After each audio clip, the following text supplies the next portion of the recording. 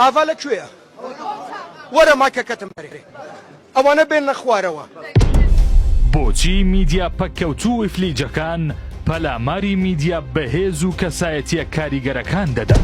ماوەی چەند ڕۆژێکە بەشێک لە میدیا ئیفلیج و پەککەوتووەکان کە سێبەر و ئاڕاستەکراوی یەکێتین و تا ئێستا نەیانتوانیوە کاریگەری خۆیان لە سنووری ئۆفیسەکانیان تێبپەڕێنن. هێرش دەکەنە سەر میدیا بەهێزەکان و ئەو کەسایەتی و لاوانەی خزمەت بە کوردستان و خەڵک دەکەن. ئەو میدیا ئیفلیج و نەزۆکانە بێشەرمانە پەلاماری میدیا بەهێز و کاریگەرەکان دەدەن کە بە کەمتر لە ساڵێک بەهۆی گواستنەوەی ڕاستی و واقعی ژیانی خەڵکی شوێنی خۆیان لە دڵی هاوڵاتیانی کوردستان کردووەتەوە و بوونەتە ئاوێنەیەکی ڕوونیش بۆ نیشاندانی زوڵم و ستەم و زۆرداری لایەنەکانی دیکە بە خەڵکی کوردستان.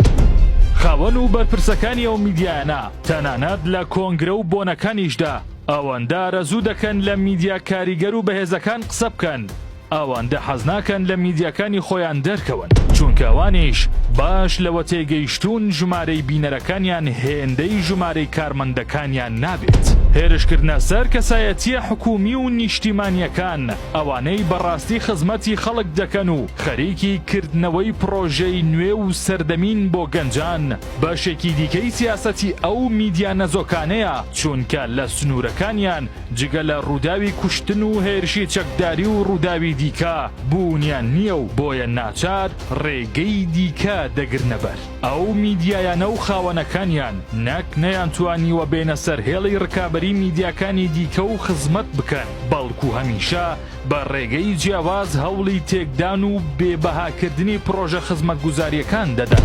ئەمەش لەسەر بنەمایەوەیە ئەگەر خاوەن و سەرۆکەکانیان پرۆژەی باش ئەنجام نەدان پەنادەبەنە بەر بێبەهاکردنی پرۆژە باشەکانی لایەنەکانی دیکە و لە چاوی هاوڵاتیان کەمی دەکەنەوە تاوەکو لە یادیان ببەنەوە و ئەمەش بە نیشاندانی کاری ناشایستە و بێبنەما.